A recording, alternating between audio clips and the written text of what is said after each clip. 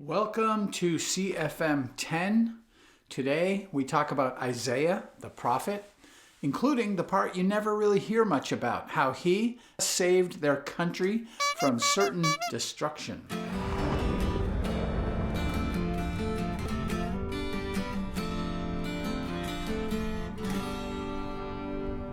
Welcome, family and friends, to CFM 10. Come follow me 10 minutes at a time. Today, we are covering 2 Nephi, chapters 11 to 25. These are the Isaiah chapters, but I'm going to talk more about Isaiah the man and the hero, and not so much about what he wrote. The topics for today are shown to the left, and links to some of my source material is found under Show More down at the bottom. First topic, who was Isaiah? Here are a few interesting facts about the Hebrew prophet Isaiah. First of all, he was a prophet of Judah, not of the 10 tribes. He lived in the 7th and 8th centuries BC. Isaiah's ministry lasted through the reign of 4 different kings of Judah. The Book of Mormon includes 592 verses quoted from the book of Isaiah. If you grouped all these verses together, the Isaiah verses in the Book of Mormon would be the 4th largest book overall. Christ told the Nephites that great are the words of Isaiah. Moroni quoted Isaiah chapter 11 to Joseph Smith when he visited him the first time. Also, Isaiah saw in a vision the future of Israel from his own time through Christ's time all the way to the restoration and even the second coming of the Messiah and the millennium. So Isaiah saw all human history. Nephi saw a very similar vision, and Nephi loved Isaiah's writing so much that he spent a lot of effort engraving Isaiah's words onto his own small plates. Isaiah was also a scholarly man who intertwined his visions along with poetry and his teachings. So when you read Isaiah, be patient. Imagine that you're reading Shakespeare, and remember it takes some study and some effort to really understand Isaiah. Okay, next topic. Who is Hezekiah? King Hezekiah was the 13th king of Judah. He lived from 739 BC to 687 BC. He died when he was about 52 years old. He was just 25 years old when he became king. And Hezekiah was a righteous king. He would not surrender to the Assyrians, as we will discuss. And as a young king, Hezekiah witnessed the fall of the northern kingdom to Shalmaneser of Assyria. He saw the northern kingdom carried away. Okay, next topic. The Assyrians take the northern kingdom, 718 BC. Remember when Lehi and his family escaped from Jerusalem in 588 BC? Do you know what happened to Jerusalem after they left? Well, Jerusalem was brutally attacked by Babylon and many people were killed. If we go even further back in time, about 130 years to 718 BC, we can see that the northern kingdom of Israel, the 10 tribes, they suffered a very similar siege, not from the Babylonians, but from their predecessors, the Assyrians. The Assyrians at that time killed many Israelites. Then they relocated the survivors of the 10 tribes and took them as captives into Assyria. And sadly, those 10 tribes remain lost to this day. So thanks a lot, Assyria. Okay, next topic. Samaritans. You remember the Samaritans in the New Testament. Remember how the Jews couldn't stand the Samaritans? That's why Christ's parable about the Good Samaritan drove the Jews nuts. You want to know why the Jews hated the Samaritans? It's because the Samaritans were transplanted peoples sent by the Assyrians, and then those people mixed with the remnants of Israel. So Samaritans were not pure Israelites, they were a mixture. And the Samaritans were descended from the oppressors of Israel. So it's kind of understandable why the Jews really wanted nothing to do with the Samaritans. Okay, next. The Assyrians almost take Judah, 701 BC. Here's the thing. After Assyria wiped out the northern kingdom of the 10 tribes of Israel, they came this close to wiping out the southern kingdom of Judah as well. So here's a pop quiz. Do you know what 2 superheroes stopped the Assyrians from conquering the kingdom of Judah?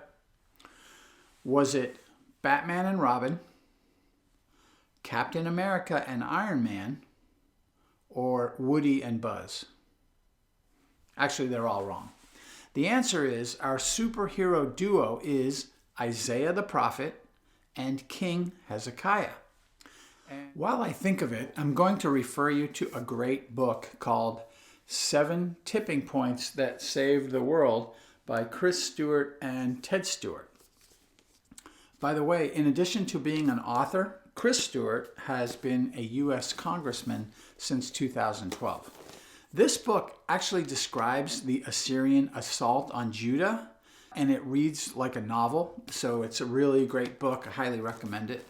Let's start with the siege of Lachish in 701 BC. Lachish was the second largest city in Judah, with Jerusalem being the largest city. General Rabshakeh of Assyria commands an army of nearly 200,000 soldiers. His boss is Sennacherib, the emperor of Assyria. And you should know that the Assyrians were a warrior culture. They were famous for their brutality. Just as an FYI, the Assyrian headquarters back then was at Nineveh in Mesopotamia. Nineveh is just across the Tigris River from modern-day Mosul, Iraq. You may recall that Mosul was the headquarters of the Islamic terrorist group ISIS. So when I think of the Assyrians, I'm kind of reminded of ISIS because they're from the same neighborhood and they were both equally brutal and terrifying. Anyway, back to the Battle of Lachish. For the Battle of Lachish, General Rabshakeh of Assyria sent 40,000 infantry to attack the walled city.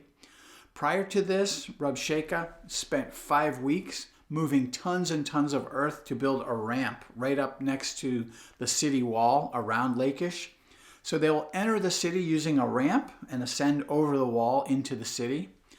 The battle will take 3 days, and the Assyrians will use tens of thousands of infantry soldiers, 2,000 archers who shower the city with arrows. They also have cavalry, and they use battering rams to break whatever they want in Lachish. The Jews fight hard, but they are really no match for the Assyrians. And when the battle is concluded and the Assyrians have vanquished the Lachish Jews, the Assyrian soldiers then lead the surviving leaders of Lachish down the hill in front of the city. And there the Assyrians line up all the prisoners. One by one, they slit the throats and decapitate the leaders of Lachish. Again, this sounds kind of like ISIS. And by the way, these executions are done in the presence of their families. After this, the Assyrians take the decapitated heads to their next and final target, which is Jerusalem. Remember, Jerusalem is the only remaining city in Judah that has not fallen to the Assyrian war machine. 46 cities have fallen, and there's only one city left. So the message to Jerusalem is clear. Here are the heads of the foolish leaders of the last town, Lachish, that tried to resist us. And we're coming for you next, Jerusalem. You can either surrender peacefully, or we will perform a Lachish to your city. Your choice. Okay, so what happened? First, King Hezekiah was a righteous man. We read in 2 Kings 18:5, he trusted in the Lord God of Israel, so that after him was none like him among all the kings of Judah, nor any that were before him. Verse 6, for Hezekiah clave to the Lord and departed not from following him, but kept his commandments which the Lord commanded Moses. Verse 7. And the Lord was with Hezekiah, and he prospered. So that's a really good start. Hezekiah is very righteous, and he trusts Jehovah. When Hezekiah hears the ultimatum from General Rabshakeh, he asks advice from the prophet Isaiah. Isaiah counsels Hezekiah as follows. This is in 2 Kings chapter 19, verse 6. And Isaiah said unto them, Thus saith the Lord, Be not afraid of the words which thou hast heard, with which the servants of the king of Assyria have blasphemed me. Verse 7. Behold, I will send a blast upon him, and he shall hear a rumor, and shall return to his own land, and I will cause him, the king of Assyria, to fall by the sword in his own land. So what do King Hezekiah and Isaiah actually do? How do you defeat a vast, brutal enemy like General Rabshakeh and the Assyrians? Hezekiah did three main things. First, he tore down the idols, and he taught people from the scriptures, and he restored their faith in Jehovah. The second thing, they dug a water channel beneath the city of Jerusalem so that they could withstand a prolonged siege, and it is called Hezekiah's Tunnel. It is 583 yards long, and you can walk through Hezekiah's Tunnel today if you visit Jerusalem. The third thing that Hezekiah did is he prayed. In 2 Kings 19, it says, Now therefore, O Lord our God, I beseech thee, save thou us out of his hand, that all the kingdoms of the earth may know that thou art the Lord God, even thou only. Verse 20.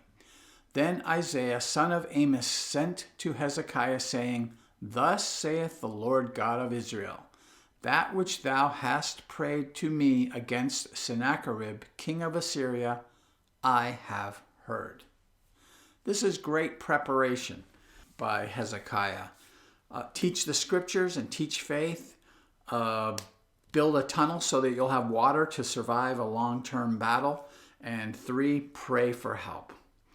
And after this preparation, how did the battle end? Who won? How did it happen? Well, the Lord intervened just as he said he would. 2 Kings 19, verse 35. And it came to pass that night that the angel of the Lord went out and smote in the camp of the Assyrians 185,000. And when they arose early in the morning, behold, they were all dead corpses.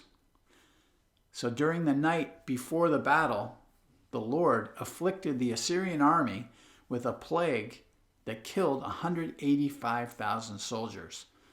They couldn't fight anymore. 2 Kings 19, verse 36. So Sennacherib, king of Assyria, departed, and went and returned and dwelt at Nineveh. Conclusion. Hezekiah listened to the prophet Isaiah. By heeding the prophet, God enabled Hezekiah and his people to escape an absolutely impossible situation again. Enjoy reading the Isaiah chapters in 2 Nephi.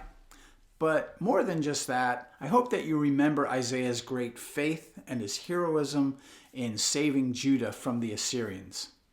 Have a great week.